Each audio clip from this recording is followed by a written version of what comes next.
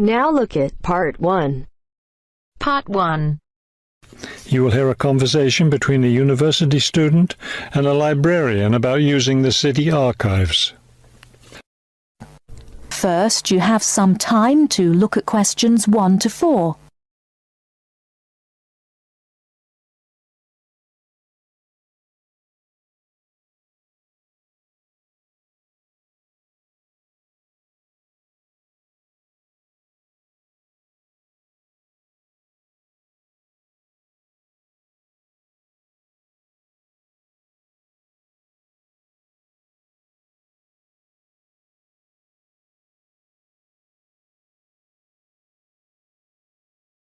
Now we shall begin. You should answer the questions as you listen, because you will not hear the recording a second time. Listen carefully and answer questions 1 to 4.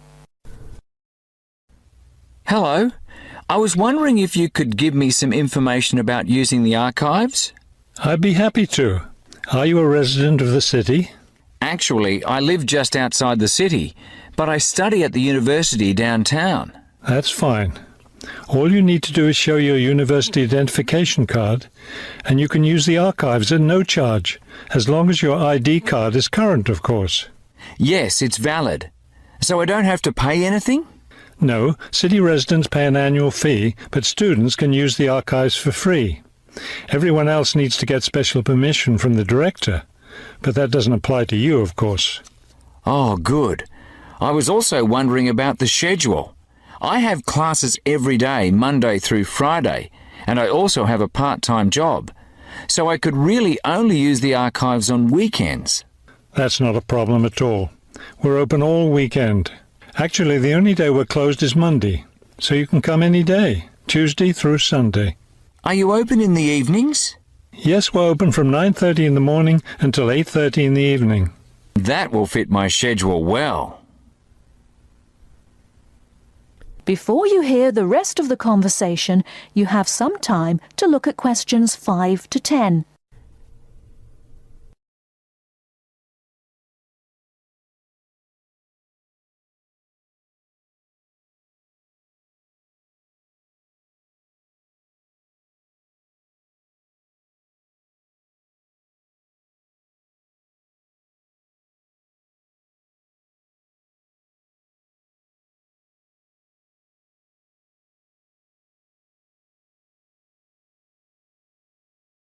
Now listen and answer questions 5 to 10.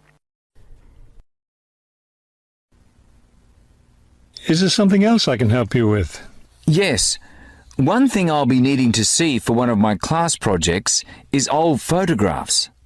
Do you have photographs of the city in the 19th century that I could look at? Yes, we store all the photographs in the basement. Those stairs over there will take you down to the photography collection. Just tell the librarian there what you're interested in, and he'll help you. Those would be 19th century photographs? Yes, the entire collection is there. Now, if you're interested in seeing documents from the 19th century, those are right here on the ground floor. I would like to see some of those documents.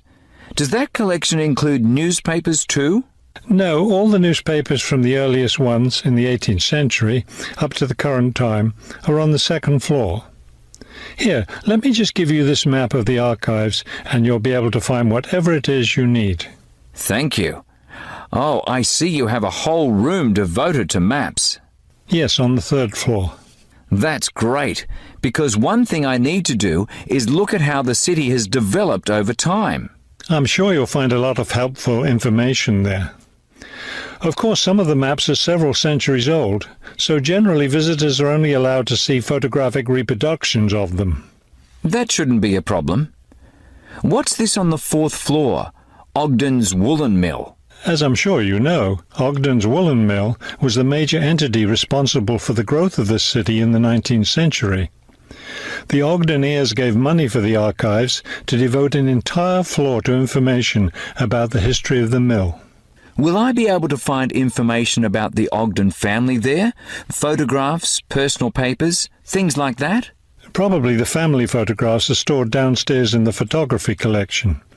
The personal papers would be on the 5th floor, where we keep all the personal papers of famous residents of our city. Thank you so much for your help. I'll be able to do a lot of my research here.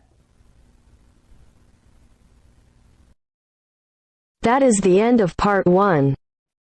You now have half a minute to check your answers.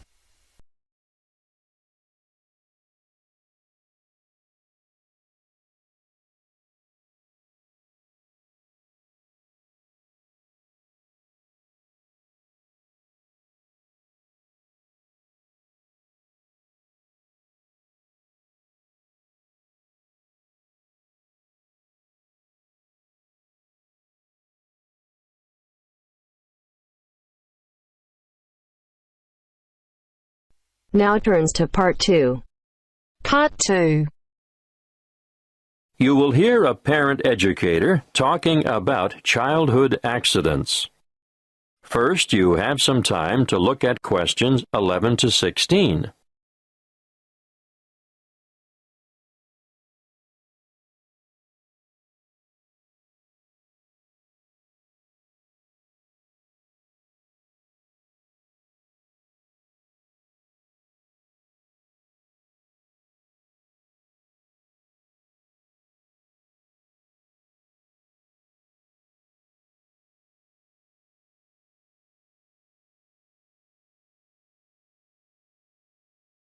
Listen carefully and answer questions 11 to 16.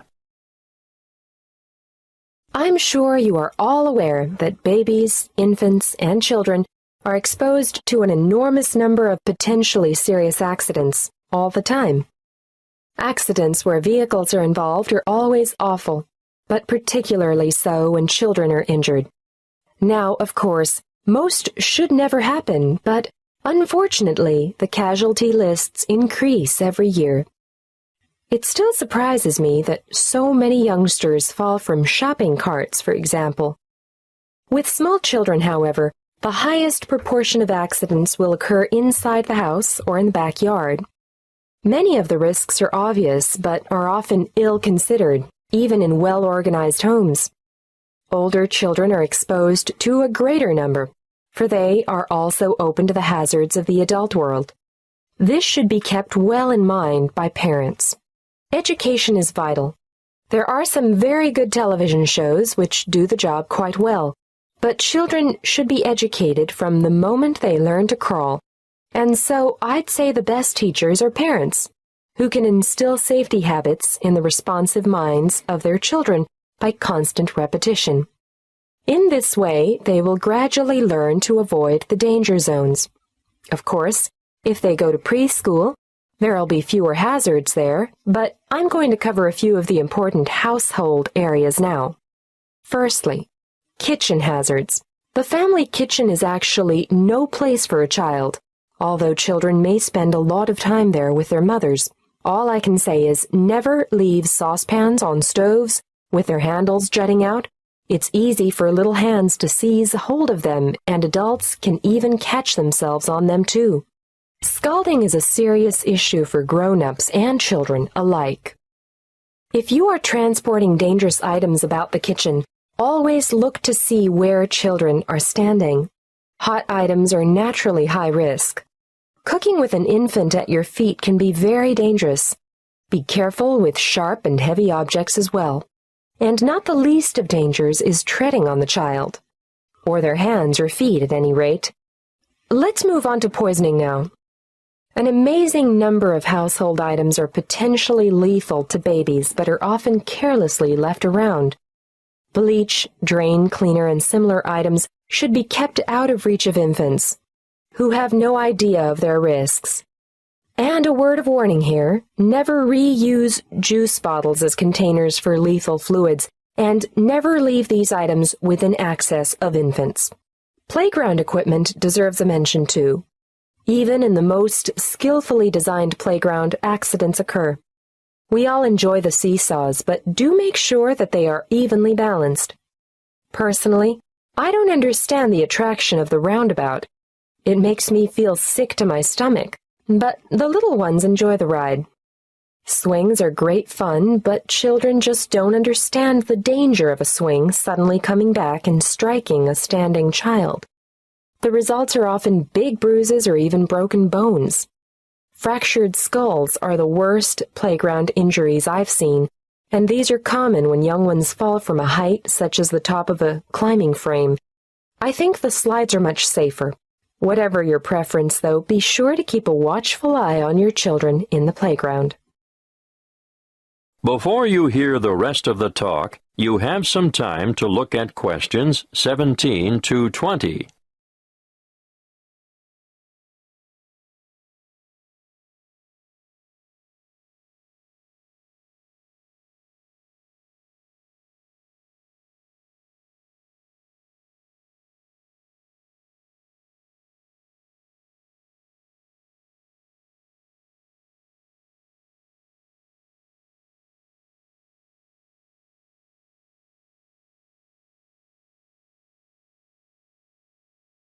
Now listen and answer questions 17 to 20. We are up to bath time now. You know that you should never leave a baby alone in a bath, because it's possible for babies to drown in a few centimeters of water.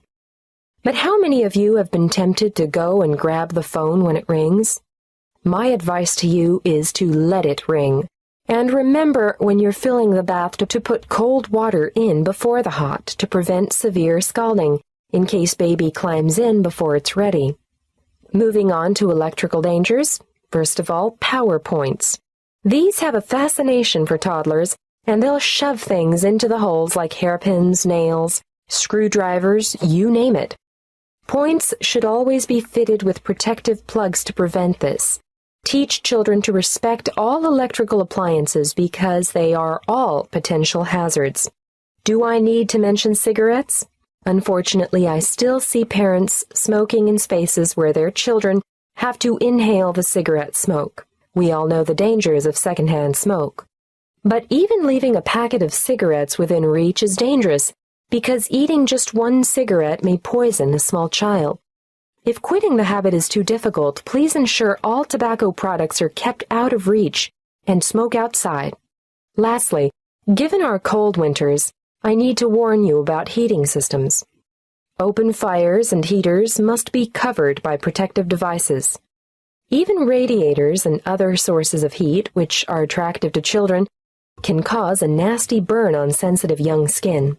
Remember, there is never a good time to leave infants by themselves in a room where there is an unprotected source of heat.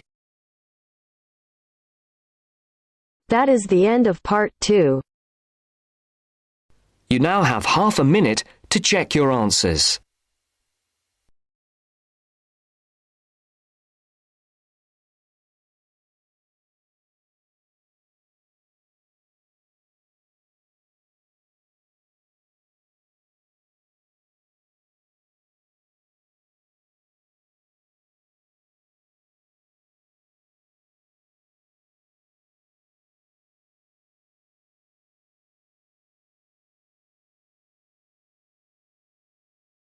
Part 3. You'll hear an introduction about canoeing. First, you have some time to look at questions 21 to 24.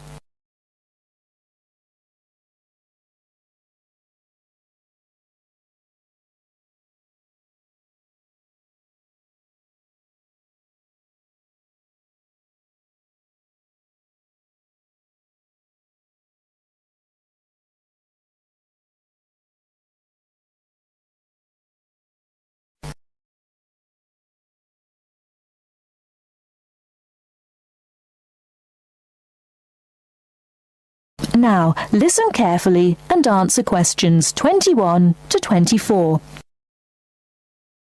Have you imagined paddling around on a river in a small boat?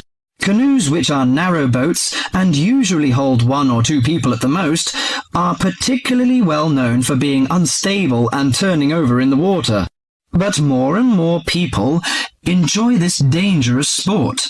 Today, Cynthia Bocci, an adult education teacher and an addict of canoeing as well, will share her experience of canoeing with us. Cynthia, when did you begin this sport? Well, I started it 6 or 7 years ago, and soon I got attracted by the exercise. I have to admit that it brings me great fun. It's become part of my life. So, could you describe how you do it? At first, I think you need some like-minded friends. The friends who share the same interest with you. It's no fun at all if you canoe alone. Usually, we assemble in a parking shelter near the Island Lake Recreation Area. We pull our canoes from inside the vans, lift them from atop the cars and trucks, and attach wheels to help transport them to the shores of the lake beside the boat dock. What equipment do you need for the sport? Well, first and foremost, a canoe, of course. The price ranges from £300 to £700, depending on the material they're made from. The more you can pay, the better, really. Personally, I wouldn't look at anything under £500, but that obviously depends on your budget. You also need a hard helmet to protect yourself against rocks when you fall out of the canoe, and believe me, that is very likely to happen. Because of this, it's a must for a beginner to wear a wetsuit. Oh, bathing suits don't work really. Sometimes a life jacket is a necessity in case you fall into water and no one else is nearby. Before you hear the rest of the talk, you have some time to look at questions 25 to 30.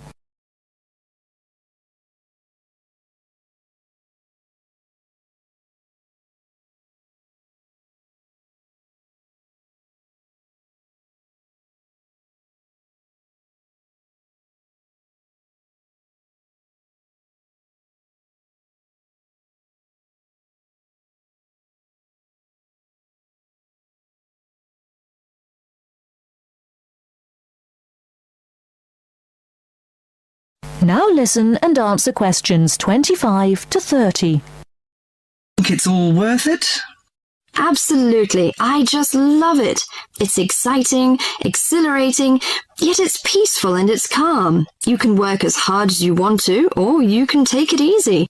In addition to having fun, canoeing offers a workout without realizing you're working out.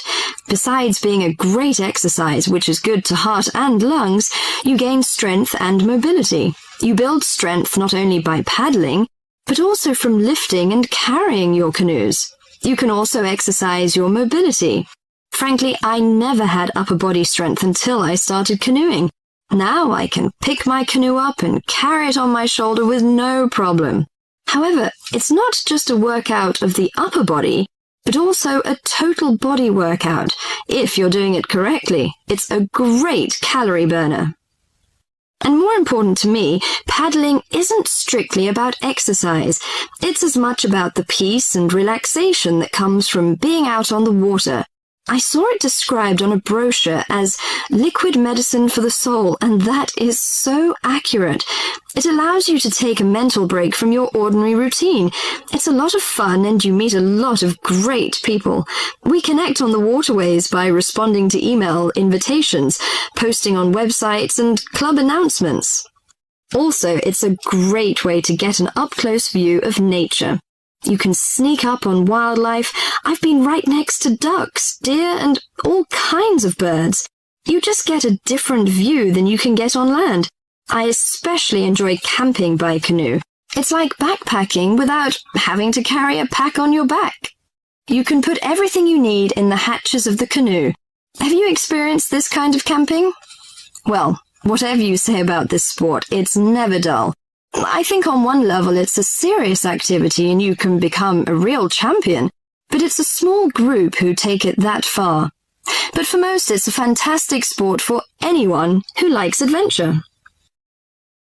That is the end of part 3. You now have half a minute to check your answers.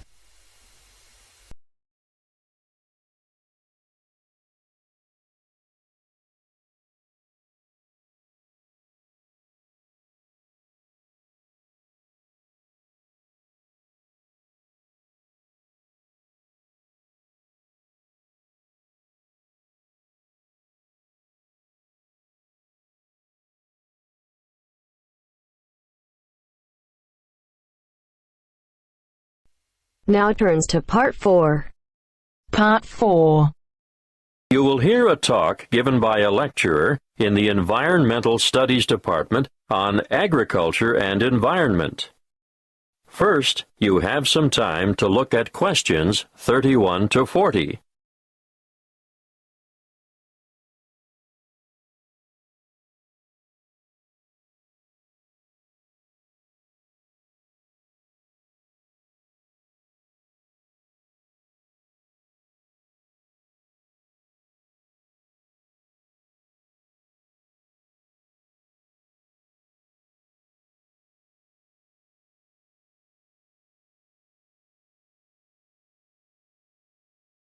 Listen carefully and answer questions 31 to 40. Welcome to this lecture on agriculture and the environment. I hope it is enough to make some of you decide on a career in the field of agricultural science. As you all know, food is a basic human need, and producing enough of it is the single greatest challenge facing the modern world. Developing nations have rapidly expanding populations, so agriculture should be central to any development agenda for those countries. What's more, 75% of people in the developing world are dependent, directly or indirectly, on agriculture for their livelihood. And for many low-income countries, it's the most important sector of the economy, accounting for 50% of GDP, and sometimes it's the primary, if not only, source of foreign currency. Now, of course, when I talk about agriculture, I am using the term to encompass more than just growing food crops. Of course, livestock farming, fishing, and forestry are included. In order to combat wide-scale food shortages, agricultural research programs are underway in many areas. Using science is one way to increase productivity. But, a word of warning, agriculture must also be sustainable. Let's look at approaches that are not sustainable. Firstly, overgrazing and intensive cropping are two ancient but destructive practices that lead to loss of soil fertility. Secondly, the modern idea of liberal application of chemical pesticides and herbicides has had disastrous consequences for the health of the land, ranging from the pollution of water sources to the destruction of wildlife. These practices have ignored the mechanisms that sustain ecological communities. Ignorance has led to the destruction of the very biodiversity that is essential for sustainable food production. However, introducing new agricultural techniques, especially things like genetic engineering, can be difficult because many people remain suspicious of the fact that plants have had their genetic material modified by scientists. Biotechnology has also led to the dubious practice of bioprospecting, or, as some prefer to call it, biopiracy. Foreign multinational companies have been accused of illegally obtaining samples of indigenous plants of other countries in order to get their hands on genetic material to improve the quality or yield of their own crops. We must put aside the controversy surrounding the field of agricultural biotechnology in order to concentrate on the biggest threat to food production on this planet, which is, yes, climate change. The effects of global warming so far have been to shrink the food supply, thereby pushing up prices and making even the most basic necessities unaffordable. As I see it, the international community must address this and other challenges to agricultural production with urgency. Concrete scientific and technological achievements need to be presented for farmers to evaluate and learn to use, but, apart from that, governments need to address the complex issues of policy development if the world's hungry are to be fed. Environmental policies need to be put in place to protect ecosystems and correct soil degradation where possible. Countries cannot continue to exploit natural resources whilst ignoring the consequences. In fact, I'd like to see teams of agriculture and environment experts making up a global network which would monitor the world's farming systems. Different farming systems should be studied not only with a view to analyzing the environmental effects, but the social and economic effects as well. The studies would be carried out with a view to stemming pollution and erosion and promoting safe, cost-effective practices that will guarantee a secure food supply in the future. Monitoring sites would need to be set up all across the world and data collected in a systematic way. Of course, building the online infrastructure for such a project would cost millions of dollars, and there would be ongoing costs involved with the monitoring system. But the information gathered would go a long way towards solving the problem of feeding the masses and ensuring millions of people don't face a hungry future. That is the end of part 4. You now have half a minute to check your answers.